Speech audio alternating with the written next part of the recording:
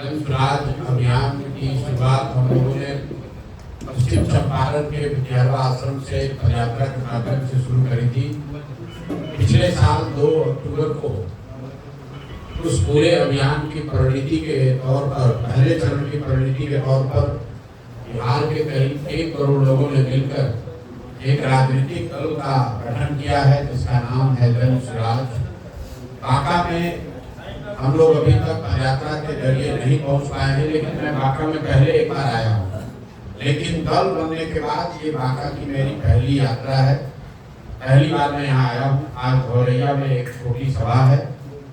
उसके बाद जैसा कि पहले से घोषित है 20 मई से छपरा, जिसको सारण जिला भी कहते हैं, वहाँ जेपी के गांव हिसाब दियारा से बिहार में व्यवस्था परिवर्तन के लिए बिहार बदलाव यात्रा की शुरुआत होगी, जिसमें हर दिन 120 दिन में 240 विधानसभाओं में गांव, पंचायत, ब्लॉक, प्रखंड हर जगह हम लोग जाने की कोशिश करेंगे।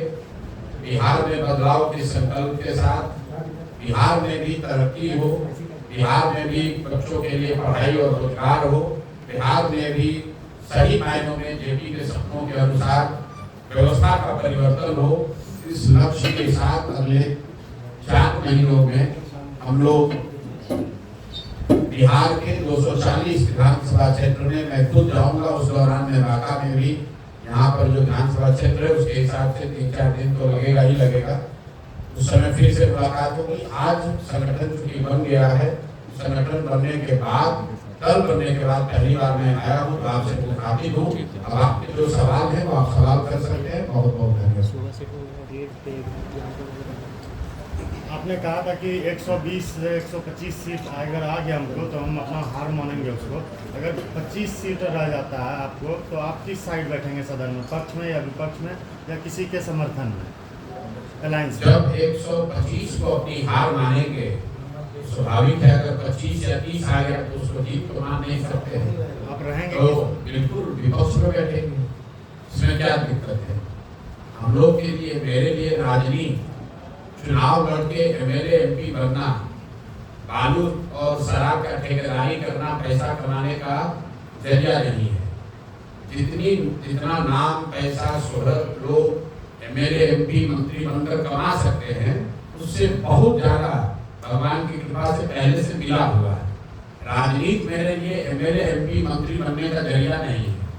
राजनीति में इसलिए आए हैं, ऐसा लगता है कि बिहार के मिट्टी के होने के नाते बिहार में सुधार के लिए, व्यवस्था परिवर्तन के लिए किसी न किसी को प्रयास करना चाहिए। तो अगर हमारे जैसे व्यक्ति के द्वारा ये प्रयास नहीं किया जाएगा तो प्रयास कौन करेगा? आप लोग या समाज का एक बड़ा वर्ग इस बात की चर्चा कर रहा है कि इस प्रयास को सफलता मिलेगी कि नहीं मिलेगी, जबकि मेरा मानना है कि चर्चा इस बात की होनी चाहिए कि प्रयास होना चाहिए कि नहीं होना चाहिए। क्योंकि प्रयास चाहे हम करें या आप करें, प्रयास आज हो या 10 वर्ष के बाद हो, अगर बिहार में सुधार करना है तो प्रयास तो किसी न किसी बिहार के व्यक्ति को ही करना पड़ेगा। तो पहले प्रयास को देखिए, जांचिए, परखिए। बहुत ज्यादा परिणाम की चिंता किए बगैर कीजिए। परिणाम की चिंता हमेशा करते रहेंगे तो कभी आमूल चूल परिवर्तन वाला प्रयास आप कर ही नहीं सकते हैं। क्योंकि अगर रूटीन आपको परिवर्तन चाहिए वो करने के लिए पहले से राजनीति चल ही रही है। तो आपको ये तय करना है कि जो प्रयास जन स्वराज के तहत किया जा रहा है, क्या ये प्रयास बिहार के हक में है, बिहार के भले के लिए है, और उस पर टीका टिप्पणी जायज है। परिणाम क्या होगा ये तो ऊपर वाले के हाथ में है, भविष्य के गर्भ में है।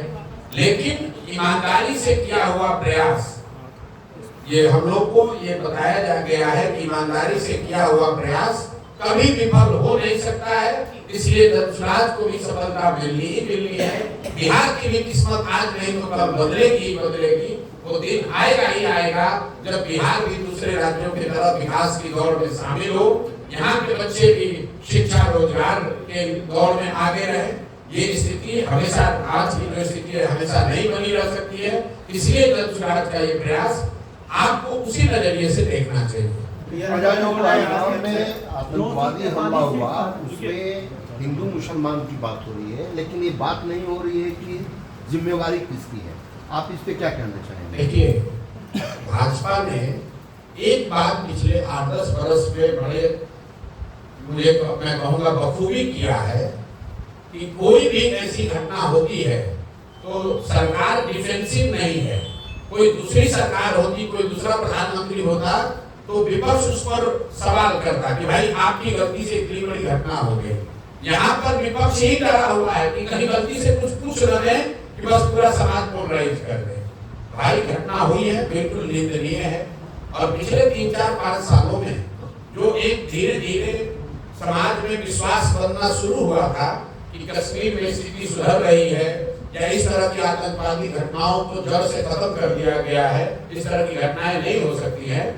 2 दिन पहले हुई विभत्स घटना ने इसको फिर से बताया है कि आतंक और आतंकवादियों की जड़ें जो हैं वो गहरी हैं और वो लड़ाई अभी खत्म नहीं हुई है। और सिर्फ राजनीतिक भाषणबाजी और नारेबाजी से ऊपर उठकर इस पर और काम करने की जरूरत है। ये 2 दिन के पहले की घटना ने बताया है। बात किसी जाति, धर्म, पक्ष विपक्ष का नहीं है। देश का हर व्यक्ति, चाहे वो किसी जाति का हो, किसी धर्म का हो, किसी दल का हो, किसी विचारधारा का हो, वो इस तरह की घटना की निंदा करेगा ही करेगा। आतंक फैलाने वाले लोगों की ना कोई जात है, ना धर्म है, ना वो हिंदू है, ना मुसलमान है। आज से 15-20 साल पहले पंजाब में जो खालिस्तान की गतिविधि चल रही थी, खालिस्तान आंदोलन चल रहा था, हमने आप में से कई लोगों ने देखा सुना होगा कि बसों से हिंदुओं को उतार कर मारा जाता था। वहां पर तो मारने वाले मुसलमान नहीं थे। तो चाहे मारने वाला सिख हो, हिंदू हो, मुसलमान हो, अगर कोई हिंसा करता है, नेता पर गोली चलाता है तो वो अपराध है, जघन्य अपराध है, उसकी निंदा होनी चाहिए।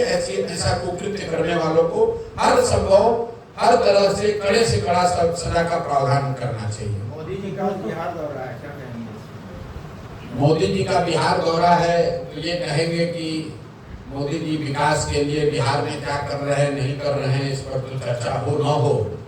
मोदी जी से आग्रह ये करेंगे कि कम से कम देश के सबसे गरीब और पिछड़े राज्य बिहार में लोगों के पैसा से प्रचार करना बंद कीजिए। आज मोदी जी आ रहे हैं, आपने देखा होगा सरकार ने बाकायदा ऑर्डर जारी किया है कि पंचायती राज से जुड़े हुए जितने पदाधिकारी हैं, जनरल एडमिनिस्ट्रेशन से जुड़े हुए पदाधिकारी सरकारी खर्चे पर, मतलब आपके हमारे पैसे से पूरे बिहार से लोगों को इकट्ठा करके मधुबनी ले जा रहे हैं। अब आप बताइए कि आप प्रधानमंत्री हैं, भाजपा देश की सबसे धनी पार्टी है, अगर आपको लोगों से संवाद करना है तो गरीब बिहार के लोगों के पैसे से क्यों प्रचार कर रहे हैं? दूसरी बात, आज मोदी जी आ रहे हैं तो आपके माध्यम से मेरा एक ही सवाल होगा कि मोदी जी 2015 में आरा की सभा में उन्होंने घोषणा की थी कि बिहार के लिए वो 1,25,000 करोड़ का पैकेज दे रहे हैं। तो 2015 से अभी हम लोग 2025 में 10 वर्ष हो गया। मोदी जी को ये बताना चाहिए कि वो 1,25,000 करोड़ रुपया उन्होंने भेजा कि नहीं भेजा, क्योंकि यहाँ राज्य में मोदी जी की और नीतीश कुमार की सरकार है, केंद्र में भी एनडीए की सरकार है। तो 2 ही बात हो सकती है, या तो मोदी जी ने पैसा भेजा नहीं, या फिर पैसा भेजा जिसको यहाँ पर जदयू और भाजपा की सरकार ने लूट लिया। क्योंकि जमीन पर तो हम लोग को कहीं 1,25,000 करोड़ की योजना दिख नहीं रही है, उस पैकेज का असर नहीं दिख रहा है। तो भाई 2 ही संभावना है, या तो मोदी जी का होकर पैसा दिए नहीं, या फिर उन्होंने पैसा दिया और उनके साथी दलों के नेताओं ने, जिसको लोग डबल इंजन कहते हैं, जदयू भाजपा के सरकार के मंत्रियों ने, नेताओं ने उस पैसे को लूट लिया। तीसरी तो कोई संभावना हो नहीं सकती है। तो कोई आगे की बात करे, आगे घोषणा करे, इससे पहले मोदी जी को इस बात को, भाजपा के उनके साथियों को ये स्पष्ट करना चाहिए।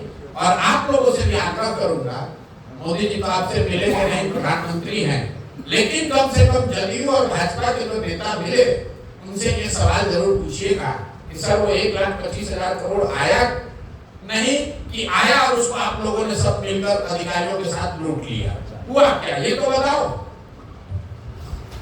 व्यवस्था परिवर्तन की बात की जाती है, आपकी सरकार आई तो पहले कौन सी व्यवस्था का परिवर्तन किया जाएगा? सबसे पहली जो व्यवस्था का परिवर्तन किया जाएगा वो साल भर में यहाँ पर पलायन को रोकने का हर संभव प्रयास किया जाएगा, पलायन को रोक दिया जाएगा। जो पहली घोषणा है कि नाली गली जब बने तब बने, स्कूल अस्पताल जब सुधरेगा तब सुधरेगा, लेकिन साल भर के अंदर यहाँ से युवाओं का पलायन बिल्कुल रोक दिया जाएगा। इसका मतलब ये नहीं है कि हर युवा को रोजगार नौकरी मिल जाएगी, लेकिन कम से कम 10 से 12-15 हजार रुपए के रोजी रोजगार मजदूरी के लिए किसी को बाहर न जाना पड़े, इसके लिए व्यवस्था बनाई जाएगी। इसका पूरा ब्लूप्रिंट भी हमने जारी किया है, इसको कैसे किया जाएगा। इसको करने के लिए हर साल बिहार के बैंकों के द्वारा जो 2-2.5 लाख करोड़ रुपया बिहार के लोगों का दूसरे राज्यों में भेजा जा रहा है, उसको रोका जाएगा। जब पूंजी का पलायन रुकेगा तो बुद्धि का पलायन रुकेगा। जिस दिन बिहार में पूंजी और बुद्धि का पलायन रुका, उस दिन श्रम का पलायन अपने आप रुक जाएगा। तो पहली प्राथमिकता है बिहार में पलायन को रोकना। दूसरी प्राथमिकता यह है कि 15 साल से कम उम्र के हर बच्चे के लिए कम से कम बढ़िया पढ़ाई की व्यवस्था हो, और इसका भी ब्लूप्रिंट जो हमने बताया है, सरकारी विद्यालयों को ओवरनाइट ठीक नहीं किया जा सकता है। कम से कम 4 से 5 वर्ष लगेंगे। अगले 10 वर्ष में 5 लाख करोड़ रुपया अगर खर्च किया जाएगा, तब जाकर बिहार में विश्व स्तरीय प्राथमिक और माध्यमिक विद्यालयों की स्थापना की जा सकती है। लेकिन 10 वर्ष में वो काम किया जाए, तब तक लोगों की पढ़ाई तो रुक नहीं सकती है। तो जन सुराज ने घोषणा की है कि जब जन सुराज की व्यवस्था बनेगी तो हर गरीब व्यक्ति को, हर गरीब परिवार को ये अवसर होगा कि अगर सरकारी विद्यालय आपके एरिया में ठीक नहीं है, वहां सिर्फ खिचड़ी बट रही है, वहां पढ़ाई नहीं हो रही है, तो आप अपने बच्चे को प्राइवेट स्कूल में भेजिए और उसका फीस, एक रेगुलेटेड फीस सरकार की ओर से आपके लिए भरा जाएगा, ताकि गरीब से गरीब का बच्चा भी बेहतर स्कूल में पढ़ सके। ऐसा इसलिए कि जन सुराज का मानना है कि 15 साल से कम उम्र के बच्चों को इतनी अच्छी शिक्षा मिलनी चाहिए कि वो आगे चलकर व्यवस्था पर बोझ न बने। तो पलायन रोकना पहली प्राथमिकता है, बच्चों की शिक्षा को सुधारना दूसरी प्राथमिकता है, और जो तीसरी बात हम लोग कह रहे हैं कि 60 साल से ज्यादा उम्र के हर महिला पुरुष को, जिसको सिर्फ 400 रुपया पेंशन मिल रहा है, जिसमें दिव्यांग और विधवा भी शामिल हैं, वो जीवन का बेसिक चीज उनको हासिल हो, इसके लिए उनको 400 के बजाय कम से कम 2000 रुपया मासिक पेंशन जरूर मिल जाए। पलायन रोकने के लिए 2 और बातें हम लोगों ने कही है। एक तो पूंजी का पलायन रोकना, दूसरा मनरेगा को सीधे कृषि से जोड़ना, ताकि कृषि से जुड़े हुए मजदूर हरियाणा पंजाब न जाए। यहाँ के किसान एक और मजदूरों के लिए संघर्ष कर रहे हैं, और यहाँ से मजदूर जाकर पंजाब और हरियाणा में काम कर रहे हैं। और तीसरी बात कही गई है कि हर महिला को जो स्वरोजगार करना चाहती है, आज जीविका के नाम पर भारी भ्रष्टाचार हो रहा है, उनको लॉलीपॉप दिखाया जा रहा है जिससे रोजगार मिलेगा। जन सुराज की सोच है कि इनको कोई समूह के बगैर सीधे सरकारी गारंटी पर बैंकों से कर्ज मिले, और उस कर्ज पर 30% नहीं 4% ब्याज लगे, ताकि हर महिलाएं रोजी रोजगार कर सके। तो पलायन रोकने के लिए 3 स्टेप, पहला पूंजी और बुद्धि का पलायन रोकना, दूसरा कृषि को, मनरेगा को कृषि से जोड़ना, और तीसरी बात महिलाओं को 4% ब्याज, सालाना ब्याज पर लोन उपलब्ध कराना। इससे पलायन रुकेगा। बच्चों के पढ़ाई के लिए मैंने बताया कि 15 साल के कम उम्र के बच्चों को अच्छी शिक्षा मिले। जब तक सरकारी विद्यालय का क्वालिटी न सुधरे, तब तक उनको प्राइवेट में पढ़ने की सुविधा दी जाए, और बुजुर्गों के लिए कम से कम 2000 रुपये मासिक पेंशन की व्यवस्था की जाए। मोटे तौर पर जन सुराज के बिहार विकास के ये 3 मूल मंत्र है: शिक्षा, रोजगार और सम्मानजनक जिंदगी। सर, एक बात पूछना था, पुलवामा पे विपक्ष का आरोप है कि चुनाव जीतने के लिए पुलवामा हुआ था, कराया गया था, सरकार के द्वारा जांच हो रही है, लेकिन अभी वक्त बिल के बाद जो है फिर से लगातार इसका विरोध हो रहा है, क्या कहें?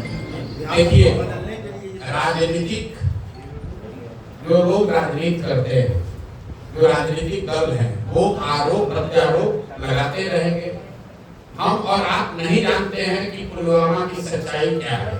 बहुत सारे लोग उसका दोषारोपण सरकार पर करते हैं, सरकार का अपना पक्ष है, लेकिन जब तक कोई बात प्रमाणित तौर पर जनता के बीच में न हो, इस तरह के आरोप प्रत्यारोप लगाना मुझे लगता है कि वो ठीक नहीं है।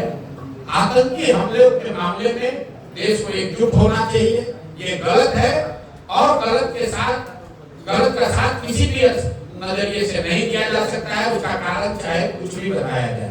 जहां तक भाजपा का सवाल है, ये लोग चाहे वो पुलवामा की बात हो या आतंकवादी का जनरल मामला हो, इसको धर्म से जोड़कर समाज में विद्वेष फैलाने की इनकी जो नीति और सोच है उसका नुकसान है और उसका भी विरोध उतनी मजबूती से होना चाहिए जितना विरोध पहले की अपीजमेंट पॉलिटिक्स का होता है। अगर भाजपा वाले ये कर रहे हैं तो निश्चित तौर पर उनकी गलती है और उसका विरोध होना चाहिए। सर, सरकार अगर बनती है तो भ्रष्टाचार पर आप क्या हमने पहले कहा है कि हम उन नेताओं में से नहीं हैं तो ये कहे कि हमारी सरकार बनेगी और कल भ्रष्टाचार खत्म हो जाएगा। हम इस तरह की बात नहीं करते हैं। भ्रष्टाचार खत्म करने के लिए, भ्रष्टाचार पर अंकुश लगाने के लिए जनसुराज ने 4 स्टेप प्रोसेस बताया। आपने देखा इस देश में एक आंदोलन अन्ना का शुरू हुआ जिसमें बताया गया कि जन लोकपाल करके कानून बन जाएगा, भ्रष्टाचार खत्म हो जाएगा। जिन लोगों ने आंदोलन किया वही भ्रष्टाचार के मामले में जेल में गए। तो मैं ऐसा नहीं समझता हूँ कि कोई एक व्यक्ति या एक कोई कानून, एक कोई अधिकारी भ्रष्टाचार को रोक पाएगा। दुनिया भर में जिन देशों ने भ्रष्टाचार पर अंकुश लगाया है उनसे अगर आप सीखे तो बिहार के लिए जनसुराज ने भ्रष्टाचार रोकने के लिए 4 बातें बताई। पहला, सही और ईमानदार, जहां तक हो सके सही और ईमानदार जनप्रतिनिधियों का चुनाव। अगर आप बालू माफिया, शराब माफिया, ठेकेदारों को, बदमाशों को, लुटेरों को, गुंडों को चुनकर सरकार में बैठाएंगे तो उससे आप ईमानदारी की अपेक्षा नहीं कर सकते। दूसरी बात कही गई, सत्ता और संसाधन का बड़े पैमाने पर विकेंद्रीकरण। आज पूरी जो व्यवस्था है वो मुख्यमंत्री और उनके इर्द गिर्द के 4-5 अफसर चला रहे हैं। उन्हीं के हाथ में 3 लाख करोड़ का बजट है, उन्हीं के हाथ में योजनाएं हैं।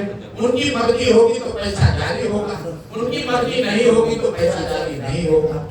जब पंचायती राज का कानून बनाया गया 1990 के दशक में, तो उसके प्रपत्र में ये लिखा गया है कि सत्ता और संसाधन का विकेंद्रीकरण होना चाहिए और करीब करीब 1/3 विकास की राशि पंचायती राज की संस्थाओं के माध्यम से खर्च होना चाहिए। बिहार में पिछले 20 वर्ष में 3% से कम राशि ही पंचायती राज्यों के माध्यम से खर्च हो रहा है। सारा पैसा अफसरशाही और अफसरों के माध्यम से खर्च हो रहा है। तो जनसुराज की दूसरी सोच है कि ईमानदार राजनीतिक नेतृत्व के चुनाव के साथ साथ बड़े पैमाने पर सत्ता और संसाधन का विकेंद्रीकरण होना चाहिए। सब कुछ चीफ मिनिस्टर के ऑफिस और उसके 4 अधिकारियों के द्वारा नहीं चलाया जाना चाहिए। तीसरा स्टेप ये है, बड़े पैमाने पर जन भागीदारी। जो भी योजना चल रही है लोगों को ये पता तो चलना चाहिए कि योजना क्या है, उनका उनमें अधिकार क्या है। लोगों को पता ही नहीं है कि भाई हमको आवास के लिए कितना पैसा मिलना चाहिए। उनको ये पता ही नहीं है कि 3 डिसमिल जमीन उनको मिलना चाहिए। भूमिहीनों को ये पता ही नहीं है। आपको ये पता ही नहीं है कि हमको आरोग्य कार्ड कहाँ से मिलेगा या किसानों की स्वनिधि का पैसा कब मिलेगा। तो जब भागीदारी न होना भी बड़ी परेशानी है। और चौथा और अंतिम बात, बड़े पैमाने पर टेक्नोलॉजी का इस्तेमाल। जैसे आप देख रहे हैं, पहले बिजली का बिल का बहुत चोरी होता था। जब से स्मार्ट मीटर आ गया, प्रीपेड आने से लोगों को दिक्कत है, लेकिन स्मार्ट मीटर आने के बाद से बिजली चोरी में कमी आई है। अब आप देख लीजिए, यहाँ नल जल योजना की बात होती है। नल जल योजना में आज तक 25,000 करोड़ रुपया खर्च होने के बाद पता ही नहीं चल रहा है कि कहाँ योजना बनी, कहाँ चालू है, कहाँ बंद है। अगर 25,000 करोड़ रुपया में से कुछ पैसा लगाकर स्मार्ट मीटर इन सारी योजनाओं में लगाया गया होता तो पटना में बैठे बैठे आपको पता चलता कि कब मोटर ऑन हुआ, कितना पानी निकला, पानी कहाँ तक पहुंचा। तो ये 4 स्टेप प्रोसेस है बिहार में भ्रष्टाचार रोकने का। ईमानदार जनप्रतिनिधियों का चुनाव, दूसरा सत्ता और संसाधन का बड़े पैमाने पर विकेंद्रीकरण, तीसरा सरकारी योजनाओं में जन भागीदारी और चौथा बड़े पैमाने पर टेक्नोलॉजी का, तकनीक का उपयोग। इन चारों चीजों के समायोजन से भ्रष्टाचार पर बड़े स्तर पर अंकुश लगाया जा सकता है। आपने सभी सीटों पर चुनाव लड़ने की घोषणा की है और सभी पार्टियां लगभग जातिगत समीकरण साथ है। आपका क्या रहेगा? आपका उम्मीदवार चुनने में आपकी क्या ये रहेगी? देखिए, ऐसा है, अगर आपका जन्म हुआ है तो आप किसी न किसी जाति के हैं, और समाज में अगर जाति एक मुद्दा है तो राजनीति में भी जाति होगी ही होगी। जन स्वराज की सोच ये है कि टिकटों का डिस्ट्रीब्यूशन या पार्टी में पदों का डिस्ट्रीब्यूशन जाति के आधार पर ना होकर क्षमता के आधार पर होना चाहिए। लेकिन अगर मान लीजिए कि बिहार में 243 लोगों को जन स्वराज से टिकट मिलना है और 1000 से ज्यादा लोग काबिल है या उस पद के लिए, उस मनोनयन के लिए इच्छुक है, तो उन 1000 काबिल सही लोगों में से बंटवारा कैसे किया जाएगा? उसके लिए कहा गया कि जिस जाति की जितनी संख्या है उस जाति के उतने काबिल लोगों को लाकर टिकट दिया जाएगा। तो पहला आधार काबिलियत है, लेकिन काबिल लोगों के समूह में ये बंटवारा कैसे होगा, उसमें जाति का, जेंडर का ध्यान रखा जाएगा कि कम से कम 40 महिलाओं को टिकट मिले, कम से कम 40 मुस्लिम साथियों को टिकट मिले, 70 अति पिछड़ा समाज के काबिल लोगों को भागीदारी दी जाए। जाति आधार नहीं है, आधार काबिलियत है, लेकिन काबिल लोगों के समूह में से अगर बंटवारा करना है तो कुछ न कुछ तो उसका ऑब्जेक्टिव आधार होना चाहिए, इसलिए उसको रखा जाएगा।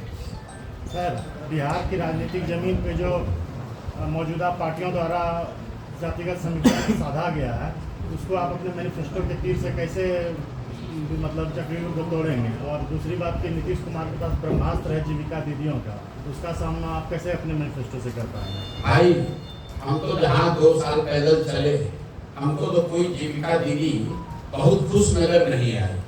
सरकारी खर्चे पर सरकारी अफसरों का या सेमी गवर्नमेंट ऑफिस लोगों का एक कार्डर बनाकर उनसे प्रचार करना, उनसे वोट लेना, ये कोई नीतीश कुमार पहले व्यक्ति नहीं है। बहुत दलों ने, बहुत नेताओं ने ऐसा ट्राई किया है।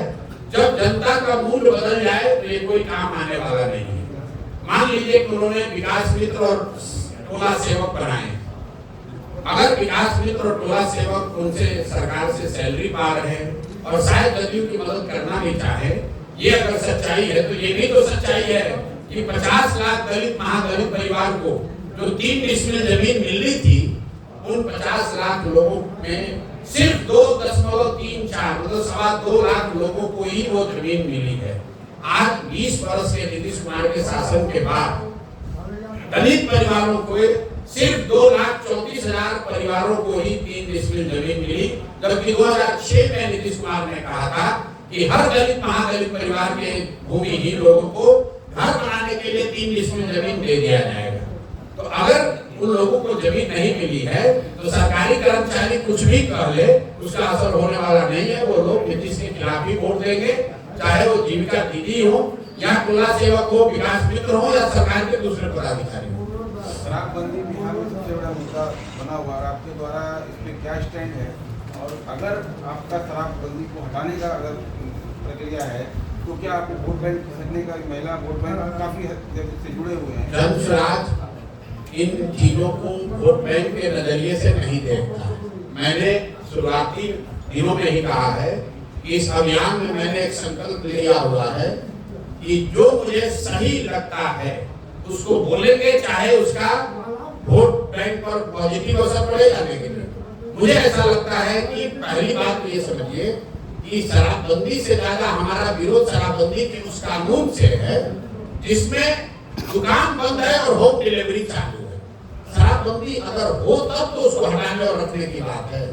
बिहार में शराबबंदी नहीं है, बिहार में शराबों की दुकान बंद है, होम डिलीवरी चल रही है और यहाँ के समाज का, यहाँ के लोगों का, बिहार सरकार का, आपका, हमारा इस गलत कानून की वजह से करीब 20,000 करोड़ रुपया का हर साल नुकसान हो रहा है। ये पैसा कहाँ जा रहा है?